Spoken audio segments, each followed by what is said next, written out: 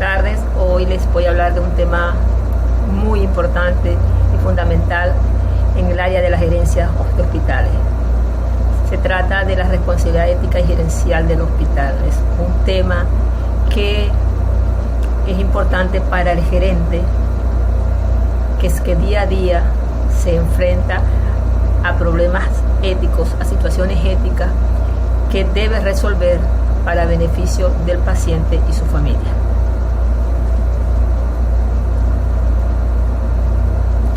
El hospital, como cualquier otra organización, está conformado por un grupo de personas que trabajan en conjunto para lograr un objetivo común, que es proporcionar asistencia sanitaria al individuo, familia y comunidad. Para poder funcionar adecuadamente, las instituciones hospitalarias necesitan una estructura, unos objetivos, unos lineamientos y unas metas que guíen su accionar. Esto incluye la planeación, la asignación de recursos, la selección y manejo de personal, el control de los recursos asignados, entre otros.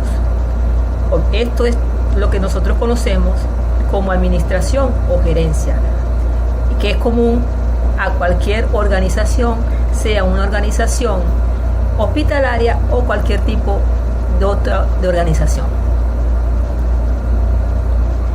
En el caso del hospital, es necesario tomar en cuenta otros aspectos particulares, ya que son instituciones que tienen influencia sobre la salud de un grupo de personas.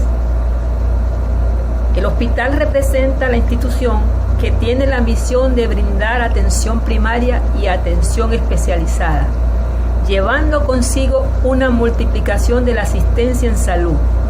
Es el lugar donde se debaten los dilemas éticos derivados principalmente de la relación médico-paciente.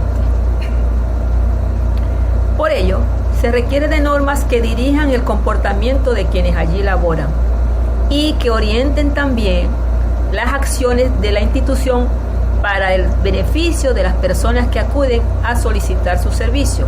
Es importante recalcar que las acciones del hospital no solamente están dirigidas hacia el paciente o a la familia de la comunidad, sino que también tiene que tomar en cuenta a las personas que allí trabajan.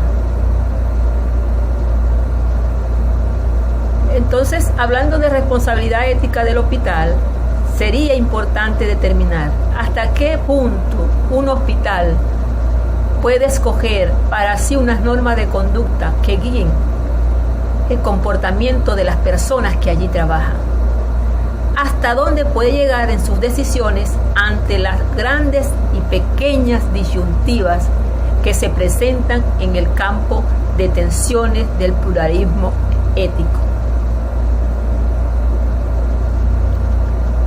Hablar de responsabilidad ética es complejo, es un tema además muy delicado, y hablando del hospital más aún. Me pareció prudente de explicar o refrescar algunos términos básicos o algunos términos claves en este punto, que son la responsabilidad y la ética. El diccionario de la RAE dice que la responsabilidad es el cargo u obligación moral que resulta para alguien del posible yerro en una cosa o asunto determinado. Por su parte, el diccionario Larousse dice que es la obligación legal o moral que se tiene a consecuencia de haber cometido una falta. Por otra parte, la palabra ética es la parte de la filosofía que trata de la moral y las obligaciones del hombre. Es el conjunto de principios y normas morales que regulan las actividades humanas para el bien tanto individual como colectivo. Uniendo esos dos términos, podemos decir que la responsabilidad ética es la obligación moral de responder que se tiene a consecuencia de haber cometido una falta.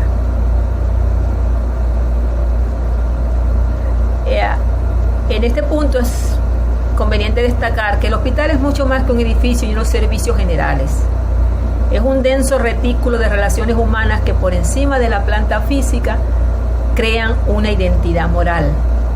Esto lleva en sí siempre e inevitablemente un propósito ético. Ocurren en ellos relaciones o situaciones específicas y necesitadas de regulación ética que no están estipuladas en las normas contractuales generales. La responsabilidad ética del hospital, entonces, podemos decir que es la respuesta humana y moral a la vulnerabilidad de la persona enferma. Por encima del mínimo ético exigido por la ley, el hospital ha de responder humanamente a las necesidades de los enfermos, en cuanto seres humanos afligidos por la enfermedad con una conducta ética modulada. Es la misma persona del enfermo necesitado de ayuda quien impone al hospital la obligación de comprometerse éticamente y de adoptar actitudes morales como un organismo ético, vivo y sensible. Esto es importante porque, como dijimos, no es solamente un edificio lleno de estructuras, sino es un organismo ético, vivo y sensible.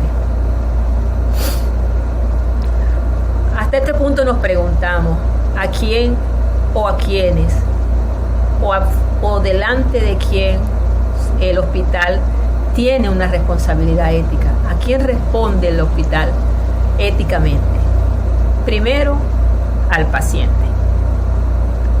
a la familia también de ese paciente, a la comunidad del paciente a la cual pertenece, a los trabajadores del hospital y a otros como pueden ser proveedores o otras instituciones. El paciente es el principal actor donde recae la responsabilidad ética del hospital. La razón de ser del hospital es el paciente. Es el objetivo y la finalidad de todas las acciones que el hospital desarrolla.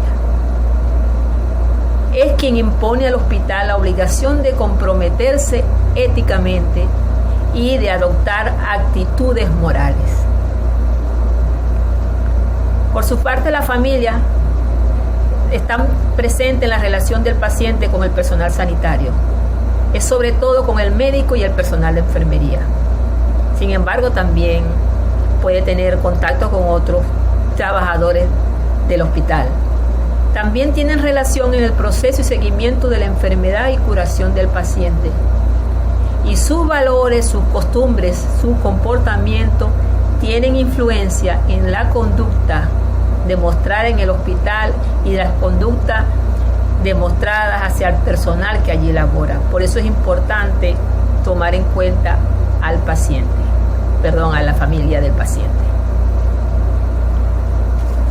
Otro actor importante a quien va dirigida la responsabilidad ética del hospital es a la comunidad, porque las decisiones en materia ética afectan al individuo, afectan a la familia y a esa familia dentro de un conglomerado que se llama comunidad en la cual el paciente está inmerso. Eso va a provocar una imagen del hospital ante la comunidad y va a generar confianza o desconfianza para utilizar su servicio. Esto, por ejemplo, ahí pasa en mi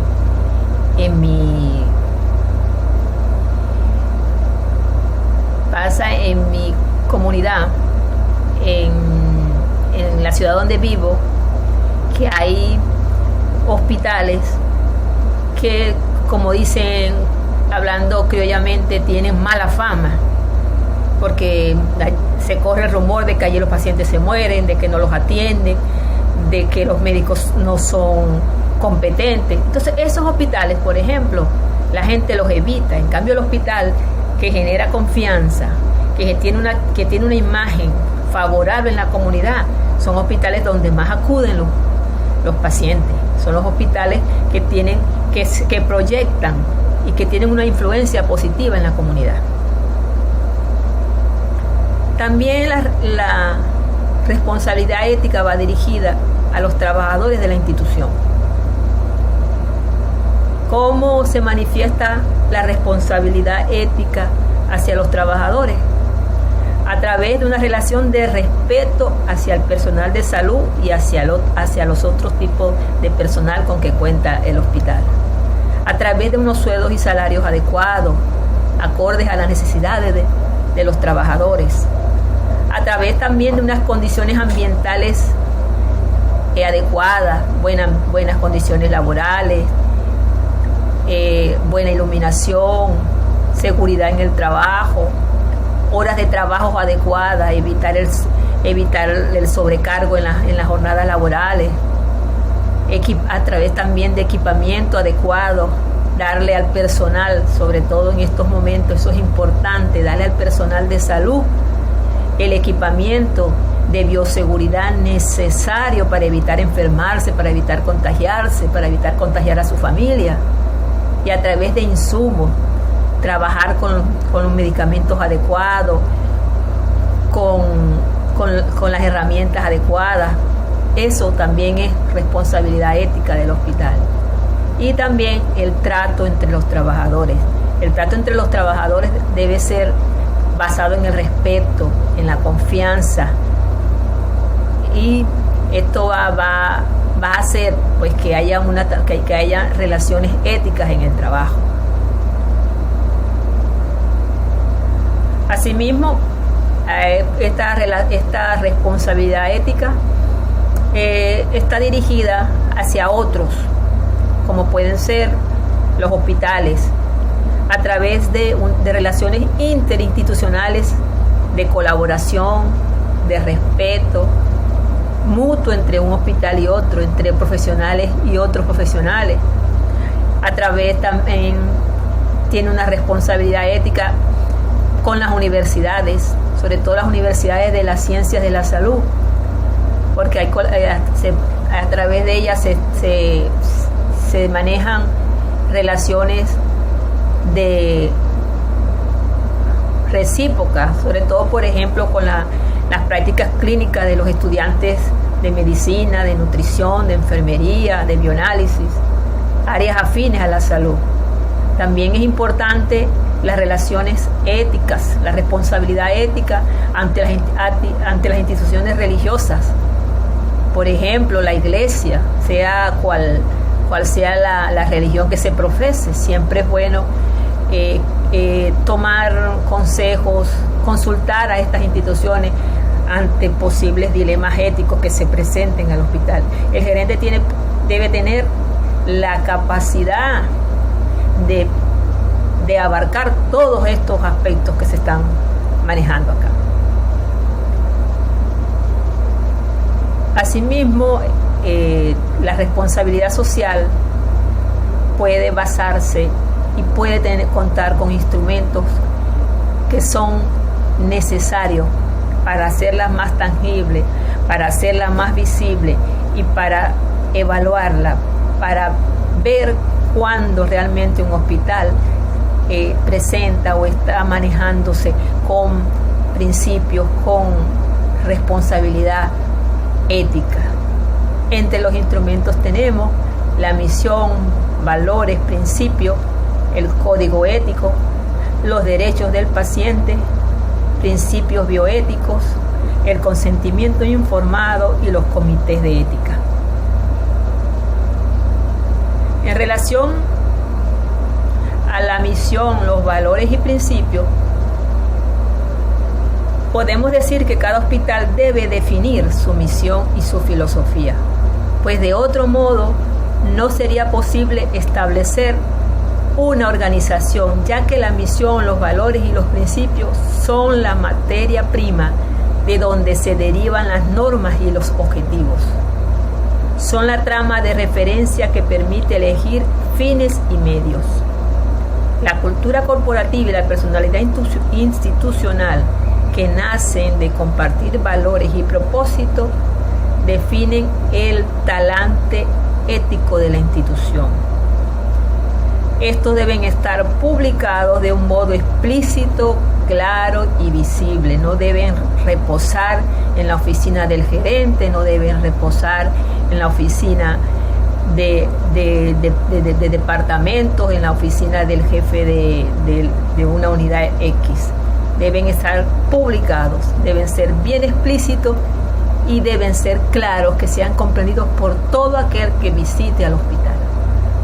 Este representa el rostro ético público, conocido y característico de la institución. Esto me va a hablar a la gente, a los trabajadores, de si el hospital se está manejando y si de verdad el hospital tiene una responsabilidad ética con sus grupos de interés.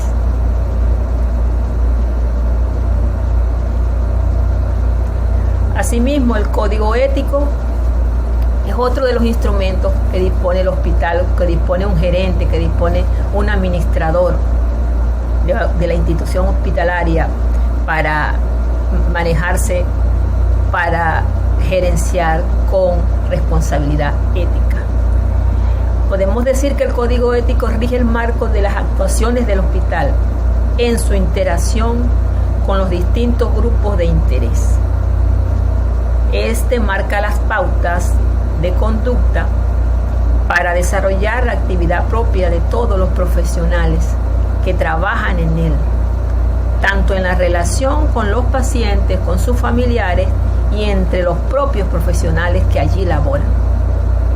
Desde la ética, propone los valores e ideales que se traducen en comportamientos, decisiones y responsabilidades.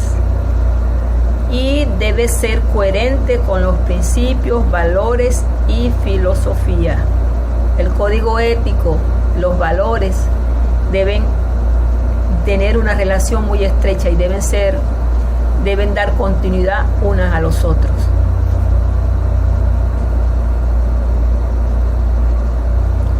Cada hospital debe definir la intensidad que dentro de sus muros deben vivirse ciertas normas voluntariamente asumidas. Por ejemplo, una de las cuestiones o de los aspectos que el código ético debe considerar es el respeto a la vida humana, la integridad del personal, el trato mutuo del personal sanitario, el manejo de conflictos y diferencias entre el personal, el paciente y la familia, los procedimientos para incorporar nuevas personas al hospital y la enseñanza de los estudiantes de la ciencia de la salud. Estos son algunos de los aspectos que puede manejar, que se pueden plasmar en un código ético. Pues esto es solamente una parte, se pueden abarcar otros temas, otros aspectos dependiendo de la complejidad y de los valores y de la misión del hospital. Otro aspecto importante a tomar en cuenta cuando hablamos de responsabilidad ética son los derechos del paciente, que no son más que el reconocimiento por todas las personas que trabajan en el hospital de los derechos de los enfermos, junto con el compromiso sincero de respetarlos siempre y de no negarlos ni quebrantarlos nunca. Se trata de tratar al paciente que acude al hospital con dignidad y respeto. Debe poner en práctica un sistema activo de información a los pacientes sobre sus derechos para escuchar sus legítimas peticiones y reclamos. Una de las debilidades que tiene los derechos que tiene la proclamación de los derechos del paciente es que normalmente el paciente no los conoce, no es tan visible para que él sepa cuáles son sus derechos y para poder reclamarlos. Casi siempre el paciente ignora que tiene estos derechos. Entre los derechos del paciente podemos mencionar el derecho a la atención sanitaria de calidad, el derecho a la atención sanitaria sin discriminación, el derecho a la asistencia digna, derecho a la libertad de elección, derecho a la confiabilidad y derecho a la información suficiente, clara, oportuna y veraz.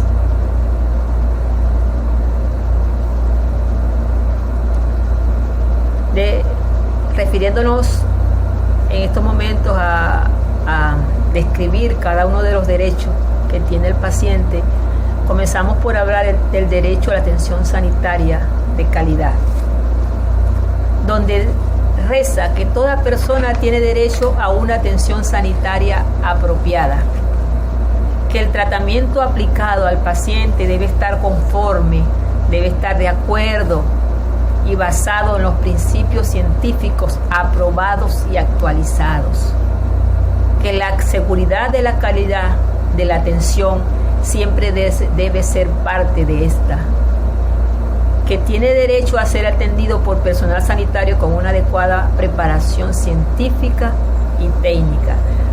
A eso hablamos cuando se trata de la calidad del paciente, no solo la calidad de las instalaciones, no solo la calidad de los insumos, de la parte tecnológica, sino también el aspecto de la calidad del personal que lo atiende, personal capacitado, personal con una preparación académica adecuada, alta, y sobre todo también una capacitación y una preparación en el aspecto ético.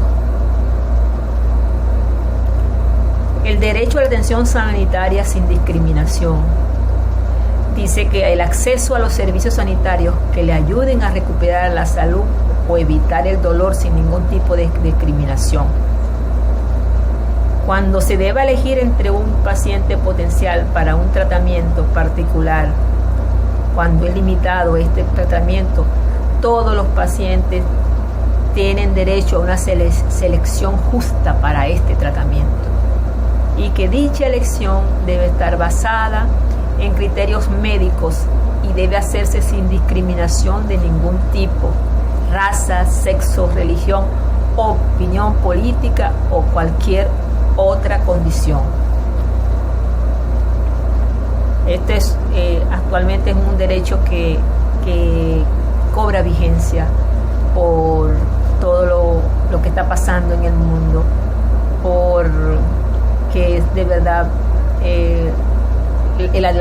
el acceso a la salud es difícil en algunas partes, y en otras también se discrimina este acceso en razón de múltiples variables. Derecho a la atención sanitaria digna.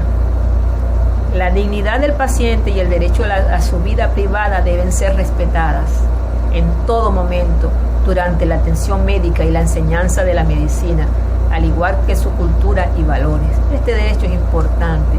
Hay que respetar la dignidad, la privacidad, el pudor del paciente. Hay culturas, por ejemplo, donde la mujer no puede ser vista en la zona íntima por médicos que sean del sexo masculino, o hay mucho pudor en algunas etnias.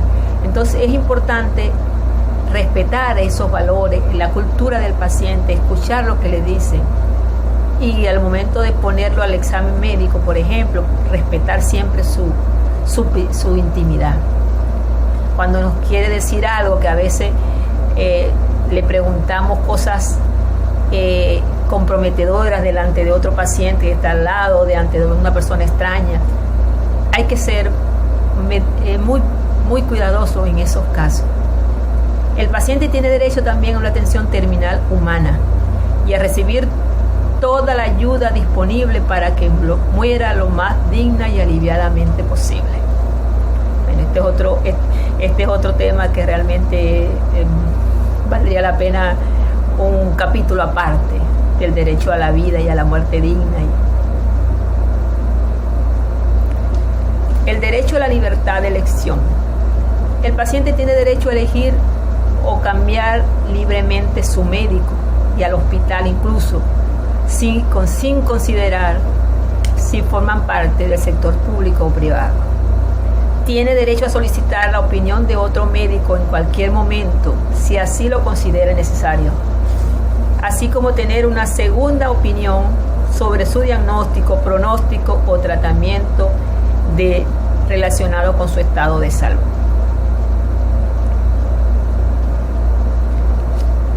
El derecho a la confiabilidad.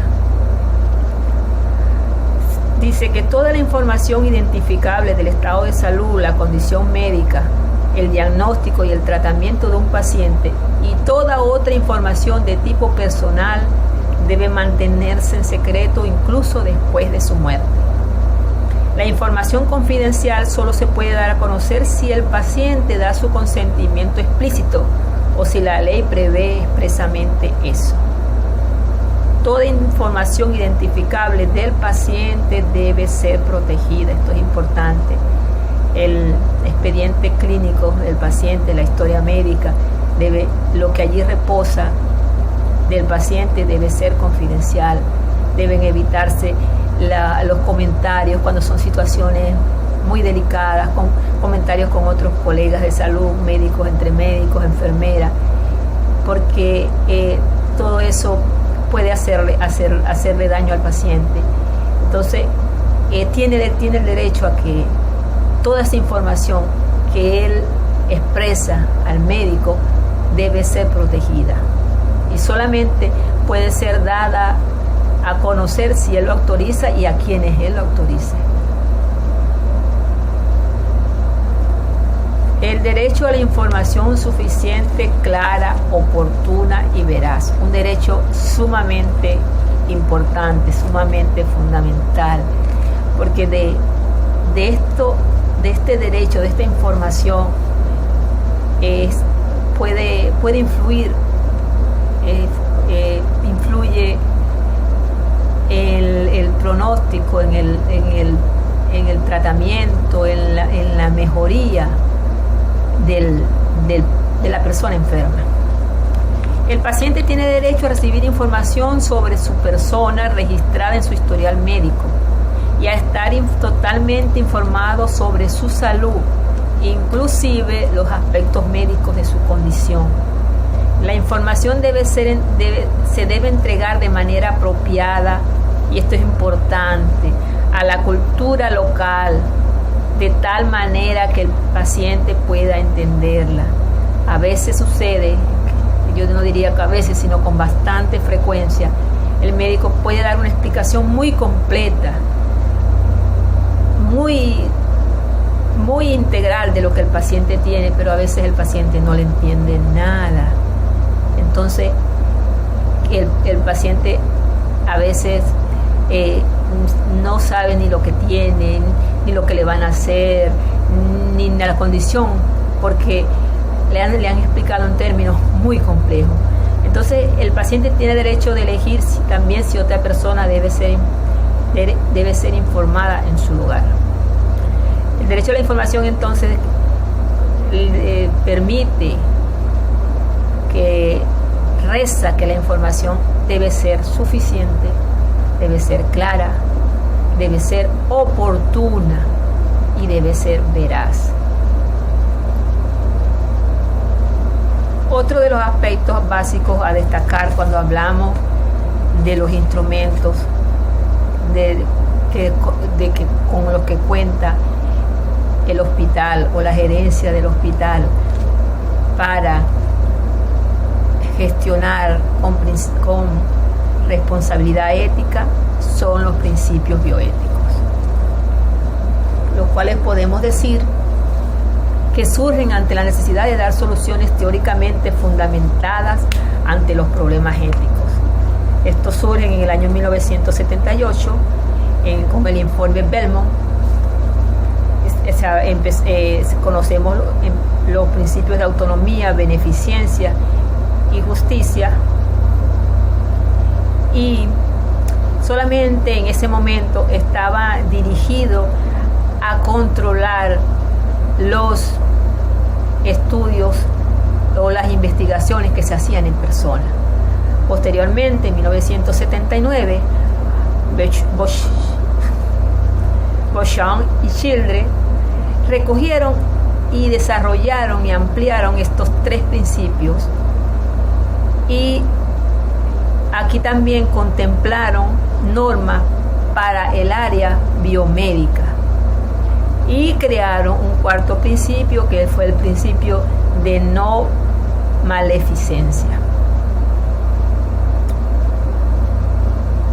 Entonces, a partir de ese momento tenemos 4 principios bioéticos, que son autonomía, beneficencia, justicia y no maleficencia. El principio de autonomía dice que es el principio de respeto a las personas. Procede de la ética kantiana, que dice que los individuos deben ser tratados como agentes autónomos y que las personas con autonomía disminuida deben ser protegidas. Entonces, el principio de autonomía es el respeto a la libre decisión y voluntad de los pacientes, de las personas enfermas. Cualquier propuesta operativa, tanto de carácter diagnóstica como terapéutica, debe ser elegida consciente, libremente o rechazada por el paciente. No obstante, esta decisión no puede ser arbitraria, sino producto de una valoración ponderada de la situación. Y tiene como objetivo este principio respetar la libre decisión de las personas. Por su parte, el principio de no maleficencia expresa la obligación de no producir daño intencionalmente. En la ética médica se ha asociado al dicho "mun non nocere", que significa sobre todo no hacer daño. Generalmente coincide con la buena práctica médica, que le exige al médico darle al paciente los mejores cuidados prescritos, siempre actuando en no dañar al paciente, darle lo mejor que dispone.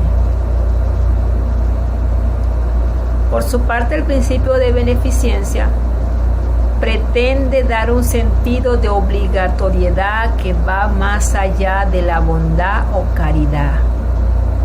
Se expresa en 2 reglas generales: no hacer daño y maximizar los posibles beneficios y minimizar los posibles daños.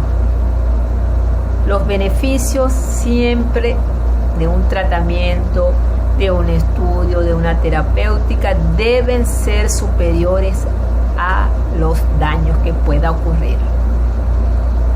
Este principio expresa que se debe tener siempre como objetivo el bien del paciente.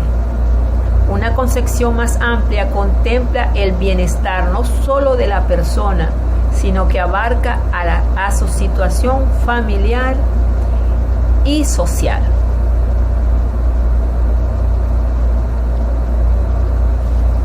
Por su parte, el principio de justicia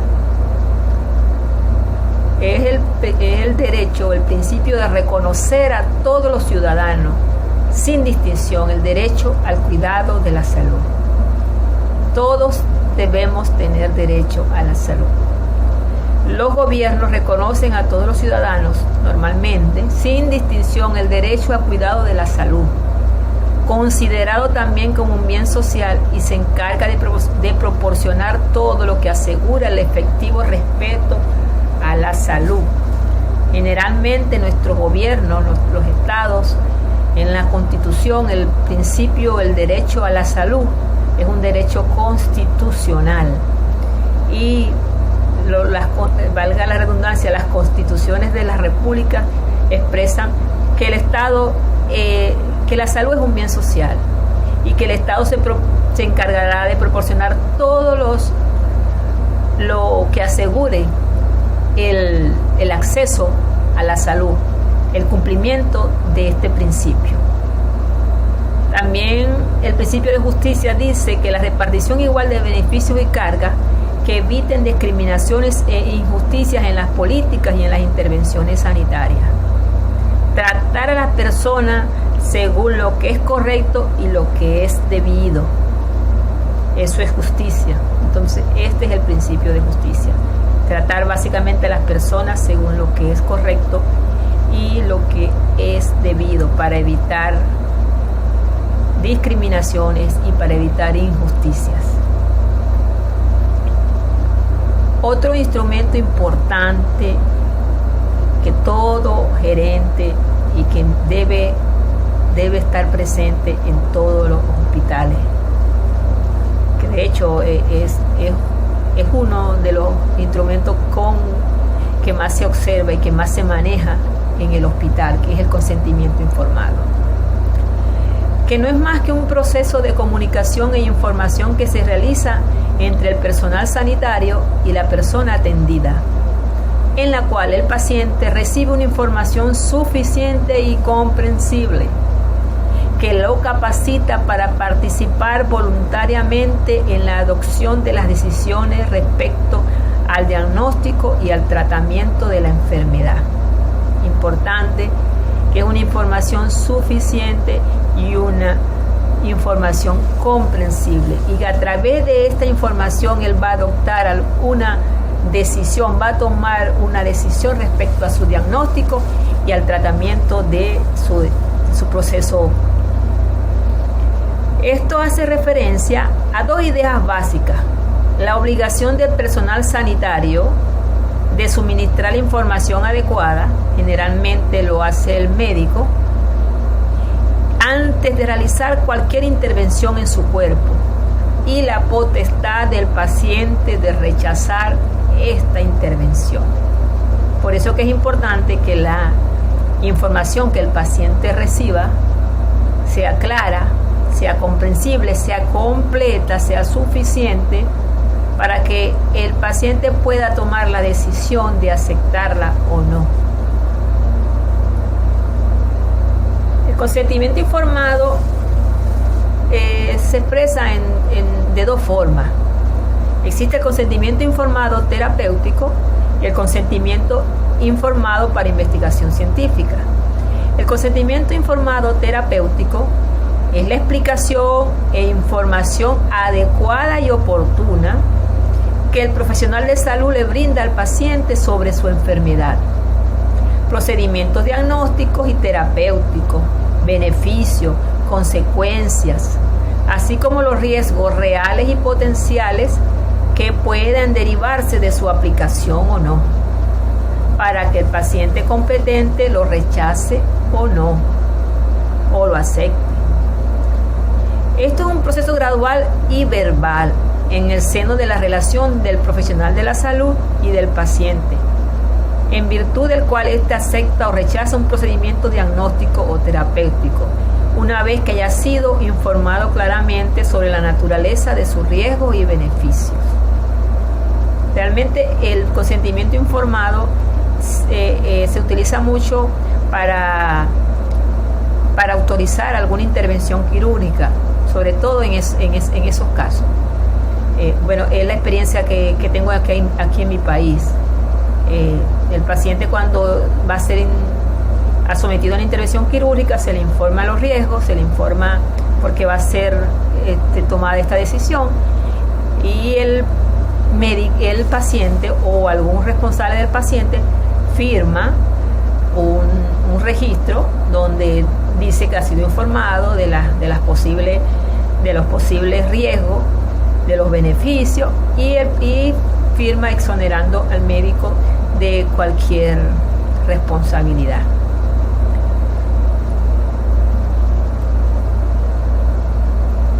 En relación al consentimiento informado en investigación científica, hace referencia a la aceptación o no por parte del paciente o los sujetos que conforman la muestra de una investigación o de un ensayo clínico de participar en el estudio, previa información acerca de la naturaleza, objetivo y riesgo del mismo.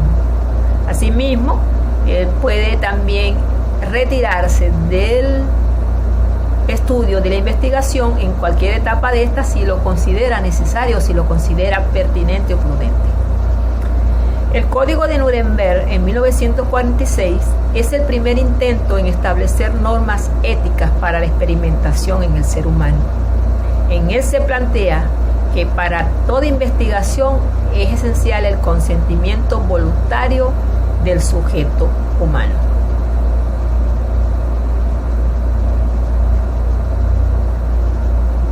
Otro instrumento muy importante en la relación, en la responsabilidad ética del personal lo constituyen los comités asistenciales de ética. El hecho de que esté casi al finalizar, pues no quiere decir que no sea tan importante como los anteriores. Los comités asistenciales de bioética deben estar presentes en todo hospital y debe ser parte de la gerencia de un hospital, debe estar contemplado. Dice que para ser éticamente responsable el hospital necesita un órgano ético institucional que pueda captar los problemas, estudiarlos, enseñarlos y darles respuestas oportunas y adecuadas. El comité de ética está conformado por un grupo interdisciplinario de profesionales con carácter consultivo que analiza y asesora sobre cuestiones éticas que surjan en el quehacer de las instituciones de salud. Este órgano ético puede en principio tomar diversas formas. Puede ser una estructura concreta, formalizada, o puede ser también un comité de ética institucional, más o menos complejo, pero eso sí, que sea activo e influyente en el hospital. También podemos decir que son grupos interdisciplinarios que se ocupan de la docencia, la investigación y consultas asociados con los dilemas éticos que surgen dentro de la práctica de la medicina hospitalaria. Ellos surgen con la finalidad de dar solución a los problemas éticos profundos y complejos que involucran el entramado mismo de la ética y la bioética en su aplicación a la realidad inmediata. La tendencia mundial es mantener en cada institución un comité de ética en cuyo seno puedan plantearse estos problemas para obtener sugerencias que puedan poner en práctica el estamento directivo, sea en la parte científica o administrativa. Y entre las funciones que tiene el comité de ética está contribuir a que se respeten los derechos del paciente, asesorar al personal sanitario de un centro cuando deban tomar decisiones en los que estén identificados conflictos de valores, promover la reflexión ética sobre los problemas sanitarios, atender también la formación ética y bioética tanto para los miembros del comité como para el conjunto del hospital, así como para las personas que en él se acogen y para la comunidad dentro de la cual está inmerso. Y también desarrollar políticas y guías de orientaciones éticas a través de casos que se presentan, que se estudian, que se llega a una conclusión favorable. Esos casos, eso queda como unas guías, como protocolos que después ya pueden ser aplicados ante casos similares. Hasta acá es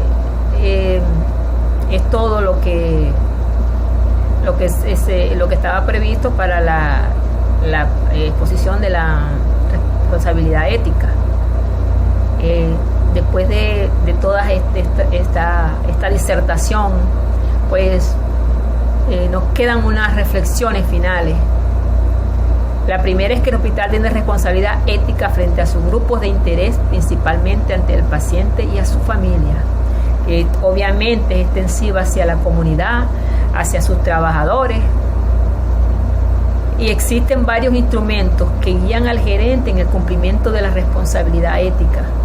Ya fueron bastante explicados y ya el gerente tiene esas guías, tiene esos instrumentos, tiene esos aspectos que les hablan, que le dicen si está actuando con responsabilidad ética o no, tiene mucho de dónde tomar para que guíe su gestión. Asimismo, el cumplimiento de la responsabilidad ética ayuda al hospital a mantener y preservar una imagen favorable ante la sociedad. Y la responsabilidad ética está inmersa en la responsabilidad gerencial. No podemos separar la actividad del gerente, la gestión del gerente, la gestión del hospital.